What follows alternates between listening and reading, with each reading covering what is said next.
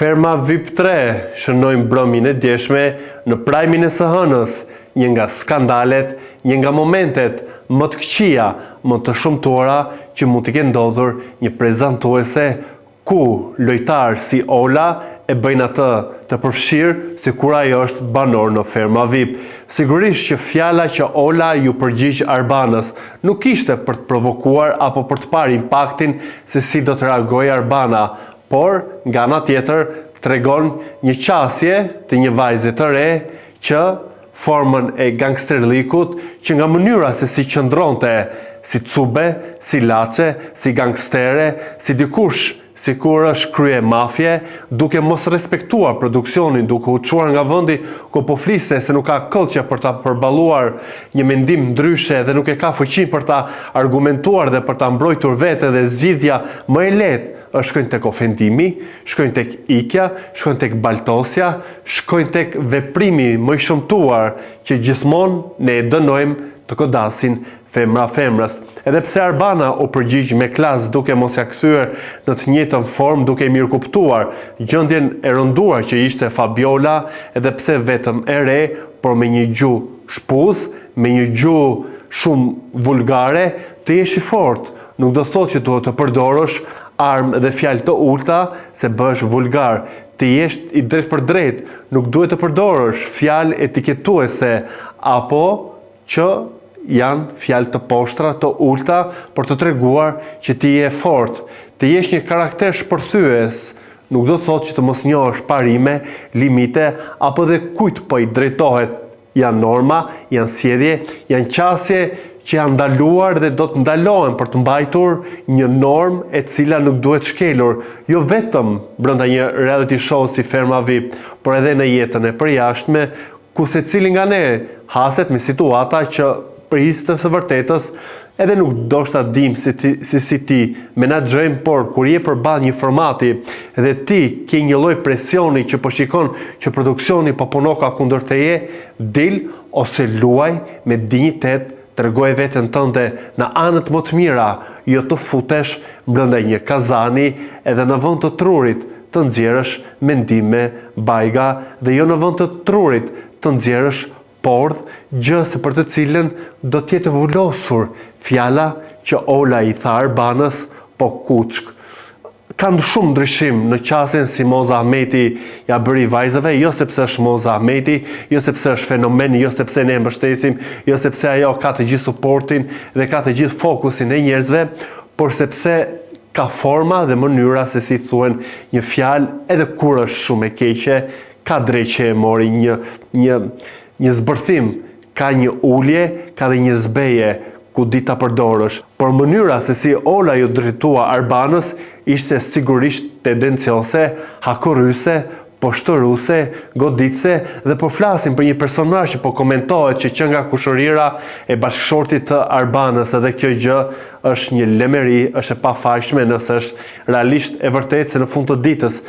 Edhe pse unë e kontestoj që formatet të tilla si Ferma apo Big Brother nuk janë në fund të ditës një shkollë riedukimi apo edukimi, por janë një shkollë ku normën e një sjellje të gabuar nuk dua ta lejojmë, se kur përsëritet bëhet një normë dhe bëhet, le të themi, drejt për drejt, pastaj merret si një lloj kulture, merret si një lloj qasje, dhe kjo gjë është e gabuar dhe prandaj të gjithë ne po i dënojmë dhe nuk jemi pro qasjes që Ola po tregon në këtë fermë. Të jesh një elektroni i lirë nuk do thotë që ti të përdorësh fyrjen si mbrojtje. Të jesh guximtar nuk do thotë të përdorësh fyrje për të nxjerrë një të vërtetë tënde. Të jesh një karakter dominues nuk do thotë që të poshtorosh një femër tjetër, në rastin konkret një prezantuese që nuk është as pak as banore, nuk është as pak as opinioniste, por është drejtuese e formatit ku ty, Ola e dashur, ta ka dhënë mundësinë. Pastaj të mos flas për Gresën, ku nga ana tjetër të dyja vajzat, edhe tani që po flas për ju, non stop flasin për Mozën. Por sjelljet e Olës duhet ishin vën stop, duhet ishe përjashtuar. Si stregoj dhe Henry, hoqi këpucën për t'i gjuajtur Mozës, gjuajti me kanaçe me ujë bujakën. Çfarë nuk ka thënë në këto orët e fundit. Nga ana tjetër, gresa që ofendon popullin, që e mallkon, është ky popull gresa që të ka dhënë vota ty, të ka dhënë mbështetje për këngën që ti e ke nxjerr ten.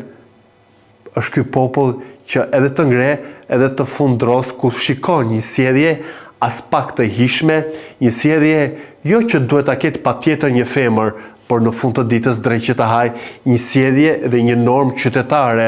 Pse duhet të bëhemi kaq grabiqar? Pse duhet të bëhemi kaq shumë të lig? Pse kaq shumë zi kjo rini? Pse kaq shumë mlef? Pse kaq shumë inate? Pse kaq shumë propotent? Pse kaq shumë pordh pa pasur asgjë në jetë? Çfarë mund të ketë njëri vetëm me pak vite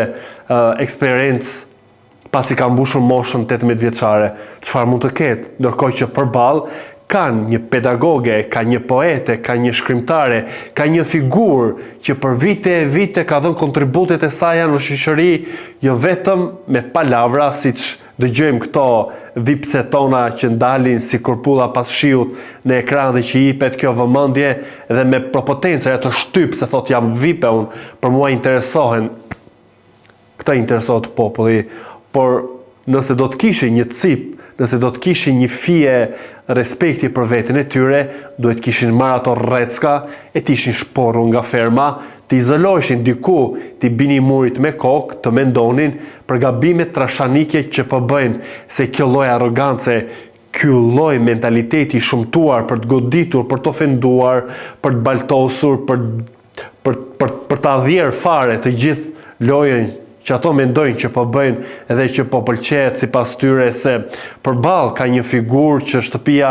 është kundër, po pse janë gjithë kundër Mozës? Se nuk ja dalin dot. Kjo është i gjitha. Ky është thelbi që ata nuk ja dalin dot. Sigurisht që janë dhe të influencuara nga Iliri që ja bën ato trurin lall që po shikoja sot dekse i thoshte Gresës dhe Fabiolës që Moza është monster, ju duhet të rini me të, edhe Soni e cila tha mbrëm do dal, ndërkohë që s'po del me ato gjysma fjalët që thonë se aty e kanë një lloj kritike dhe një lloj, le të themi, përshtypje jo shumë pozitive, se një figurë si ajo me vite në skenë duhet të ishte një tjetër qasje dhe jo ato që po tregon. Por sidoqoftë, ferma është Moza e Moza është ferma. Një njeri që nuk mban inate, një njeri që kërkoi falje vajzave për fjalën që përdori, e ku e ngacmojnë Mozën, nuk bëhet e madhe, ku e prekin Mozën, ku e shtrëngojnë, ku e përqeshin, ku i thojnë do të bëjmë këtë natën, ku e torturojnë, duhet pranohen. Por kur thot Moza një kritik, një kunj, një qasje që atyre ju ngacmon se duan të lozin me zjarrin që ka Moza, por nuk duan të digjen. E nëse i futesh zjarrit, sigurisht që do të digjesh, do të përcellohesh, e nëse kthehesh pastaj në ujë që nuk ka ndodhur në asnjë format që një personazh të bëjë një kthesë edhe të jetë shumë i pëlqyer për publikun, por që për të mirën e tyre, por edhe produksioni për mua ka dështuar si duhet i përjashtonte dhe jo t'i mbante me këto thyrje të herpashershme që i bëjnë rregullave të agajt, rregullave të firmave, siç u përjashtua Malbora që as u kujtuan për ta përmendur pse u përjashtua, por për mos kryen e punëve, pra këtu ka ngelur e gjithë thelbi i fermës, të kryesh punës e të rish në shtëpi, ndërkohë që nga goja nxjerr veç bajga.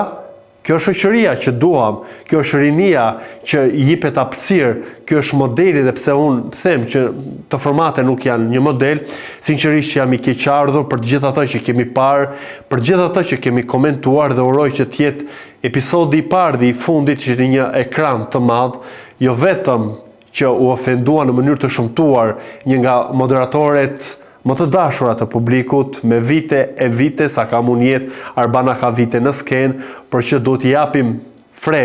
nuk duhet i presim kokat, si thotë ta Olga në filmin e saj, por duhet i glëndim këtë rini që ka marrë një lloj superxhiroje, që ka marrë një model të shëmtuar, që le të themi një lloj vëmendje e marrin sikur e kanë pushtet. Çfarë është fama në fund të dritës? Çfarë është fama në fund të ditës?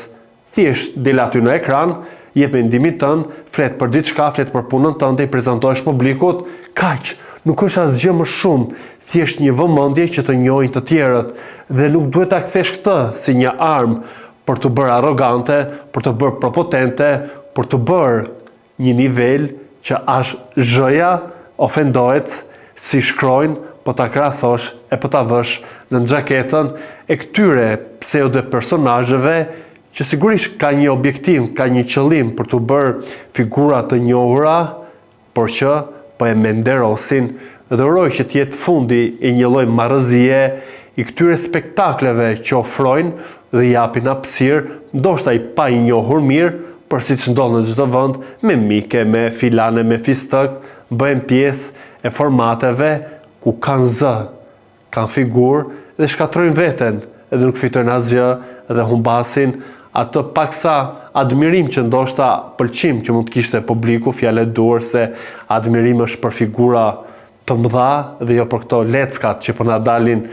në ekranet tona, por sidoqoftë besoj që do të ngelet për jetë në supet e Olës fjala kuçk që i tha Arbanës pa i bërë asgjë, pa qenë ajo lojtare e fermës VIP dhe pa qenë, le themi, e angazhuar në atë që Ola pretendon që po i bëhet padrejtësia. Do doja të dija mendimin tuaj se i keni parë të gjithë të qasje dhe më kryesorja mos harroni të bëni subscribe kanalit ton Koha Jo në YouTube.